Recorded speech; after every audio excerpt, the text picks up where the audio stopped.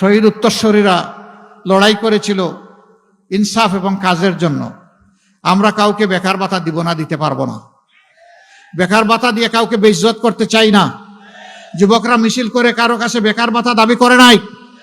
যুবকরা বলেছে আমাদের যোগ্যতা অনুযায়ী, ন্যায্যতা অনুযায়ী আমাদের হাতে কাজ দেন, আমরা কাজ করতে চাই। আমরা ইনশাল্লাহ গোটা যুব সমাজ, তরুণ তরুণী সবার হাতে কাজ তুলে দিব ইনশাল্লাহ। এই সবাই মিলে বাংলাদেশ গড়ব। সেদিন প্রত্যেকটি যুবক যুবতী, তরুণ তরুণী, প্রত্যেকটি নাগরিক, মা বোন, নারী পুরুষ সবাই পরিচয় দিবে আমি বাংলাদেশ, এটি আমার বাংলাদেশ। গর্বের সাথে ইনশাল্লাহ সেই পরিচয় দিবে সবাই। আমরা ওই বাংলাদেশটাই গড়তে চাচ্ছি। মা বোনদের কাছে আমাদের অনুরোধ, আপনারা বুক ভরে দোয়া করবেন। মায়ের দোয়া বড় বরকতময়। আল্লাহ তাআলা বাপের চাইতে মাকে 3 গুণ বেশি মর্যাদা দান করেছেন।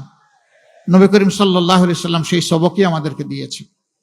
মায়ের জীবনে আমাদের প্রতি যত নিয়ামত, যত অবদান, একটা অবদানের শুকরিয়া সারা জিন্দেগি চেষ্টা করলে আমরা আদায় করতে পারবো না। এর কোনো প্রতিদান মাকে দিতে পারবো না। মাকে একটু সম্মান যেন দিতে পারি, আল্লাহ যেন এই তৌফিক দান করেন। গোটা নারী জাতি আমাদের মা। আমরা নারী জাতিকে যেন সেই সম্মানটা দিতে পারি। তাদের গৃহে চলাচলে এবং কর্মস্থলে তারা যেন শতভাগ নিরাপত্তা এবং মর্যাদা পান। আমরা ওয়াদাবদ্ধ। আল্লাহ আমাদেরকে তৌফিক দিলে তাই আমরা করব। যদি আল্লাহ অন্য কাউকে সুযোগ দেন, এই সুযোগ আমাদের হাতে না আসা পর্যন্ত আমরা লড়াই চালিয়ে যাব। এবং মায়েদের ইজ্জতের শতভাগ গ্যারান্টি, নিরাপত্তা এবং তাদের মর্যাদা না হওয়া পর্যন্ত আমাদেরকে কেউ থামাতে পারবে না। বলবেন তাইলে আমাদের কি হবে? এখানে তো সব পুরুষ মানুষ। সে নিরাপত্তা আপনি আমি সবাই মিলে যখন নিশ্চিত করব, আমরা কি কেউ বাদ পড়ব? ইনশাল্লাহ কেউ বাদ পড়বে না।